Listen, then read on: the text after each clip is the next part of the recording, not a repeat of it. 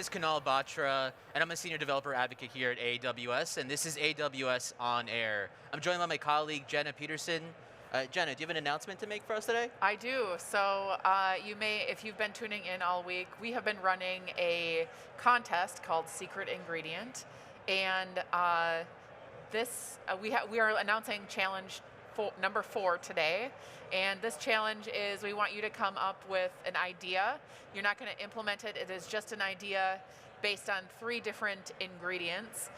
In this case, we are challenging you to leverage AWS Amplify, Amazon S3, and AWS Location Service to build an app for scanning tickets at events. And this is just kind of like a cooking show where you are challenged to put a couple of ingredients together and build something or create something very innovative and fun and creative. You're not actually implementing, you're just pitching an idea. I'm going to drop a link into chat in just a moment. And this is for the opportunity to win a Nintendo Switch and $150 in AWS credits. Awesome, and again, just to iterate, that is just a pitch. You're not executing anything on it. Be creative, have fun with it, and then post that. Look forward to your entry. All right, so now we're joined by a special guest from the Shield response team. Would you like to introduce yourself to the audience? Hi, my name is Chido Chemambo. I'm a security engineer on the Shield response team. I've been with the team for over 3.5 years now, and been with Amazon for over 5 years. Nice, nice. So before we talk about what was launched at reInvent, can you tell our audience, what is Shield? So Shield is a DDoS detection and mitigation service. Yes. And now there's multiple tiers to Shield, right? So we have Shield that every customer gets access to with their AWS account, and then we have something called Shield Advanced. Can you tell us a little bit about that and the differences? Yeah, so Shield standard, which is what all customers have by default at no additional cost or configuration to them, offers basic layer 3, layer 4 mitigation and protects the underlying services their resources lie on. Whereas with Shield Advanced, customers get access to the Shield response team, as well as additional metrics and insights into DDoS attacks targeting them. They also get the ability to create layer 7 auto mitigation, which is something that we will be talking to today. Yeah.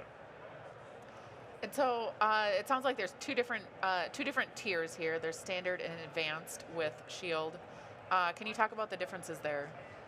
Yeah, so as I mentioned earlier, so with Shield standard, you get basic layer 3, layer 4 DDoS mitigation. You don't have any application layer DDoS detection or mitigation. But with Shield Advanced, you get access to the Shield response team, which is the team I'm on. Yep. So in the event of a DDoS attack on your application or your resources, you can quickly escalate to us and we'll assist you with mitigating that impact. You also get additional CloudWatch metrics for each of your protected resources. This allows you to be able to create alarms for DDoS detection and do any automation you may have on the back end. In addition to this, you also have the ability to get reporting from the Shield response team in the event of an attack. Yeah, so these are some of the differences we have between the two systems. Got it. All right, and so what are we launching today? So today we're launching automatic application layer DDoS mitigation, which adds upon an existing feature we had, which was application layer detection. So now with mitigation, we're able to use signatures to place a mitigation and stop the attack without the customer necessarily needing to engage the Shield response team. That sounds awesome. So that's kind of a mouthful. You said automatic application layer DDoS mitigation. Yeah. Do we have, is there a shortcut name for that? Yeah, so for short, we're just calling it L7 auto mitigation. Okay, got it. I like that.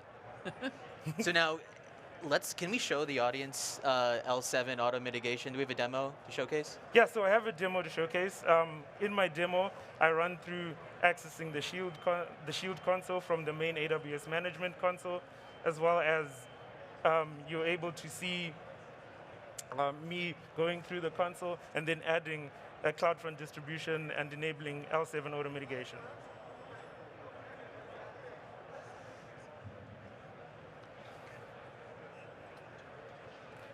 So currently in my pre-recorded demo going there, I'm going to the Shield console. Okay. I click on the WAF and Shield tab, which quickly opens the WAF and Shield console. On the left-hand side, you can click on the Shield and getting started. On this page, you can see additional details like our global activity dashboard, which shows attacks that we've detected in the past year and a summary of that.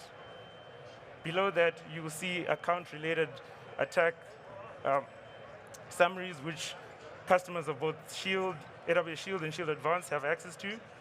And below that, you get a comparison between the two services, so you can, between the two tiers, so that you can compare and see what additional benefits you get from Shield Advanced. Got it. And just to reiterate that, we get access, everyone with the basic Shield gets access to that map, right? That shows all the attacks that happen. So below that, you get access to the account activity. So you can actually see the attacks that have happened on your account. Okay. So you can see the number of events, the largest bit rate that we've seen, as well as the largest packet rate.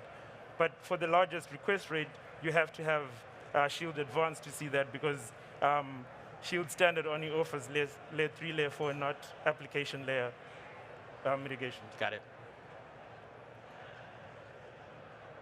So continuing with the demo, I'm still scrolling down the page, and then I'll go into the overview page. So this overview page will give you a status of your onboarding for Shield.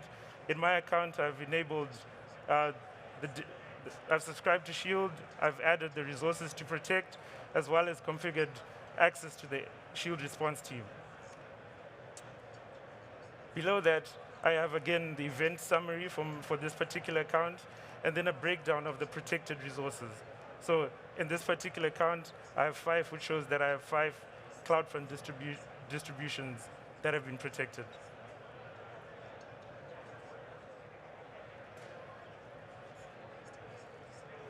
Below that, I show the access that SRT requires for a test role that we're able for a role that we're able to log into the account and assist with customers with WAF configuration should we need to.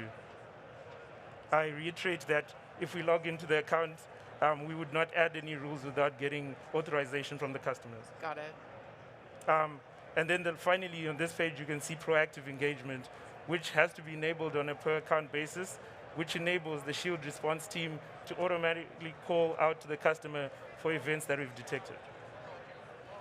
So on this page, you see a list of the protected resources. In this account, we see CloudFront distributions that have been listed, and we also have protection groups, which allows us to aggregate resources that belong to a single application, for example, which improves on detection.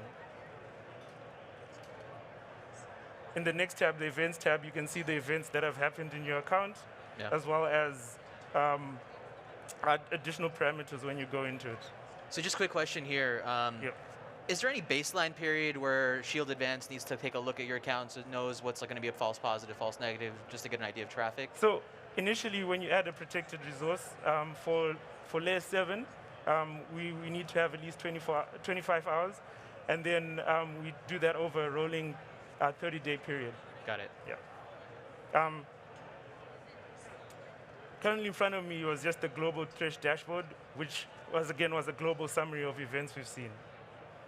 So now I'm just going to go ahead and in the demo and then add a protected resource, as well as show the enabling of layer 7 automatic mitigation.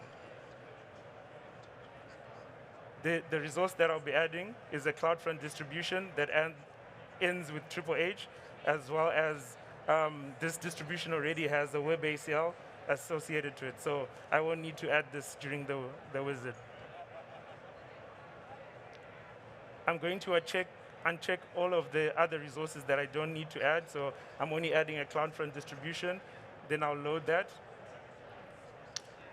Once I load the distribution, I will be able to select the ones that haven't been protected already. So these two haven't been protected, so I'm going to select the one, the HHH, that I want to add L7 mitigation to.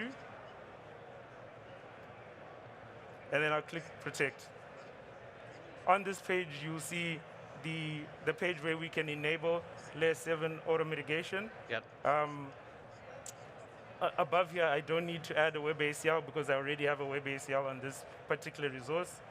Then on automatic application layer DDoS mitigation, which is L7 mitigation, I click enable and I have two options, block or count. Okay. So count mode allows customers to use this service without worrying about us blocking automatically, and we recommend them doing this as an initial launch and testing of this feature. Okay. So we need to wrap up on time. We'll let this continue playing. Yep. I just want to ask how can customers get started with this? So the service is fully launched, so they just have to go into their accounts, go into the Shield console. Under protections, if they already have existing protections, they can click that protection and just say add and enable the layer 7 auto mitigation. If it's a new resource, they run through a similar wizard that I've just run through here. Perfect. All right. All right. Thank you. All right. Thank you, Chido, for joining us today. All right. And we'll be back with another segment soon.